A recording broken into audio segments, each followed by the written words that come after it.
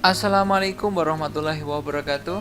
Halo anak-anakku, jumpa lagi dalam mata pelajaran instalasi tenaga listrik pada kelas 11 ya. Pada jurusan Teknik Instalasi Tenaga Listrik. Nah, pada kesempatan kali ini kita akan belajar lebih dalam terkait dengan SOP atau Standard Operating Procedure pada pemasangan instalasi tenaga listrik satu fase. Nah, pada kesempatan kali ini kita akan belajar terkait dengan aturan ataupun kegiatan-kegiatan yang wajib kita perhatikan dan kita laksanakan dalam memasang instalasi tenaga listrik. Di sini materinya memang termasuk instalasi penerangan, instalasi panel dan grounding. Tapi mungkin khusus untuk penerangan akan lebih dalam dipelajari pada mata pelajaran instalasi penerangan listrik. Ya, yang kita bahas mungkin lebih dalam ke yang instalasi ketenagaan saja. Oke. Untuk pertanyaan penilaiannya masih sama, menggunakan penugasan, metode belajarnya masih daring ya. Terus sumber belajar yaitu observasi, media cetak dan elektronik. Untuk media elektronik silahkan kalian download buku yang sudah saya upload ini dan PowerPoint yang sudah kita pelajari semuanya ada di alamat bit.ly/ITL kelas 11. Oke, kita akan bahas terkait dengan PSDK. Ya, pada kesempatan kali ini nanti mungkin kita hanya membahas PSDK saja ya. Yaitu modelnya itu ada dua ya. Yaitu yang tanam dan yang timbul. Yang mungkin banyakkan kita di umum banyakkan yang tanam karena lebih desainnya itu lebih bagus ketika rumah itu menggunakan. Oke, untuk pemasangannya ketika udah dipasang, selanjutnya akan kabelnya keluar ya, ada terminal input dan output tentunya, dan dipasang secara kompak jadi satu di sini, dan terminalnya dipasang khusus yang biru itu menggunakan untuk netral, grounding itu menggunakan warna kuning. Nah, pemasangannya untuk MCB itu sebenarnya bisa menggunakan dari atas maupun yang bawah ya, karena hanya mendeteksi dari aliran. Sedangkan untuk RCCB dan RCBO itu wajib input itu sisi atas dan output sisi bawah. Kalau terbalik itu nanti device tersebut atau peralatan tersebut tidak dapat berfungsi.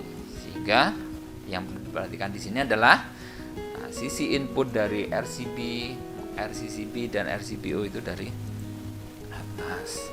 Perhatikan untuk penggunaan pemasangannya, pastikan tidak ada slash untuk kabelnya, itu harus terpasang secara sempurna, kencang, dan pastinya benar ya. Dan di akhir adalah kerapian sebelum kita tutup ya. Oke, ini adalah contoh pemasangan GPAS ya. Mungkin kalian sudah mengenal ya, pada pertemuan sebelumnya kita pernah bahas yaitu GPAS dan GPAL. Nah, kalau AL itu adalah arus lebih, kita memanfaatkan yaitu MCB. GPAS itu arus sisa, itu bisa menggunakan RCCB maupun RCBO ya. Nah, untuk kita melengkapi dengan grounding itu bisa menggunakan sistem TNCS ataupun campuran.